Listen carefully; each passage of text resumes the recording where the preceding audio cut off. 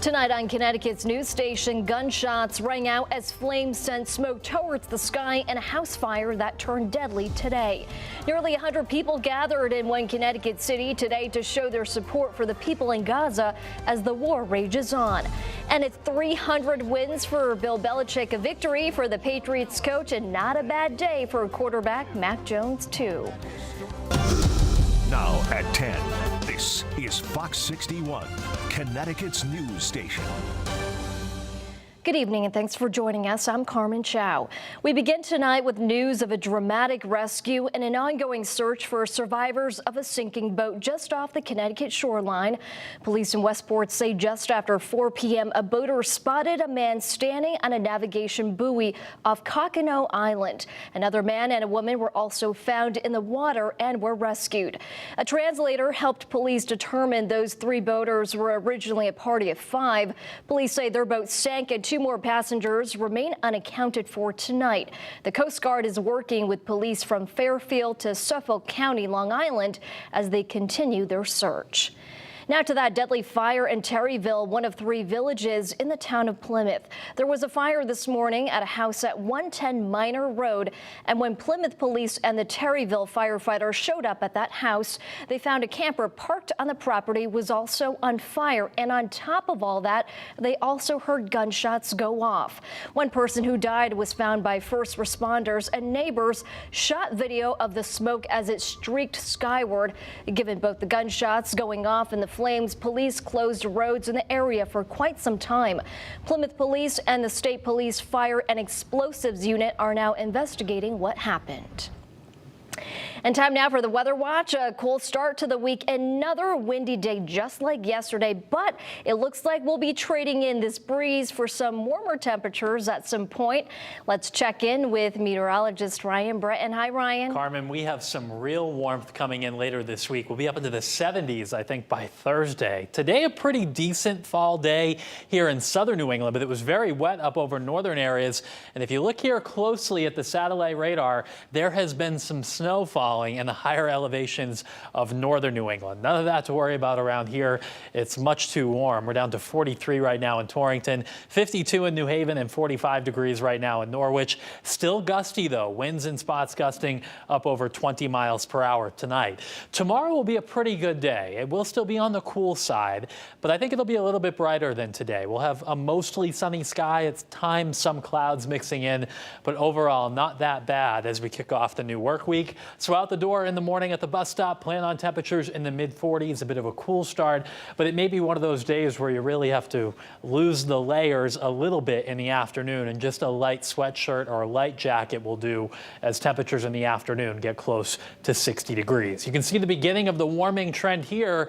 I'll be back to talk about just how warm it gets coming up in about 15 minutes. Carmen?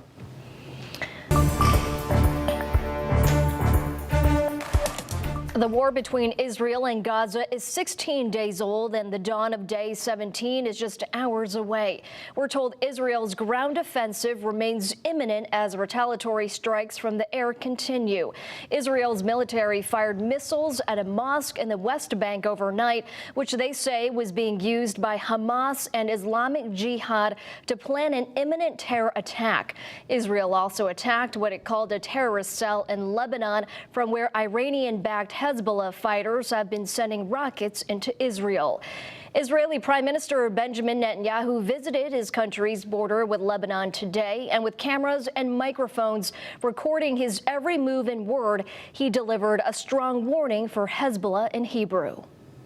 If Hezbollah goes to war with Israel, it will make the mistake of its life. We will cripple it with a force it cannot even imagine, and the consequences for it and the Lebanese state will be devastating. Senator Richard Blumenthal is in Tel Aviv tonight, along with a bipartisan delegation, including Senators Lindsey Graham of South Carolina, Susan Collins of Maine, and Cory Booker of New Jersey. Their visit was a high-profile gesture of support for the U.S. ally. Hamas doesn't just hate the Jewish people like me. It wants to kill us. Period. Every one of us. The world cannot tolerate that kind of genocide anymore. And tonight, more aid supplies are headed for Gaza on board a plane flying from Turkey to Egypt. It's not just any jet, but Turkey's presidential plane loaded with supplies and a medical team of 20 specialist doctors. And we just received word more trucks carrying aid from Egypt to Gaza have crossed the border into Gaza. The war between Israel and Hamas is also taking a toll on people whose livelihoods are dependent on doing business in what's known as the Old City in East Jerusalem. For centuries, religious pilgrims and tourists have flocked to the Holy Land. But since the war broke out 2 weeks ago, foreigners have fled and canceled bookings. These days, it's like a ghost town. Should be a lot of people now, full, but now nothing. Of course, business was last month ago was much better than now, but since October 7th, just dying. All the tourists left the country, so because there's no tourists, we have no business at all. Old City is just over a half-mile long, and it's home to some of the holiest sites in Judaism, Christianity, and Islam. At least part of the reason tourists are avoiding Israel right now is because the State Department has issued a worldwide advisory to anyone traveling overseas. And they're not just warning to stay out of Israel. Protests in popular tourist destinations are popping up around the world, posing a threat to any American traveling outside the U.S. This was the scene in London yesterday, where tens of thousands of pro-Palestinian demonstrators marched to demand Israel stop its bombardment of Gaza. London's Metropolitan Police estimated the crowd at up to 100,000. Protesters also marched in Dublin, Rome, as well as in France, Germany, and Australia. The people of Gaza and their plight were on the minds of hundreds of people in New Haven today. A rally was held in support of the Palestinians living there and dying there.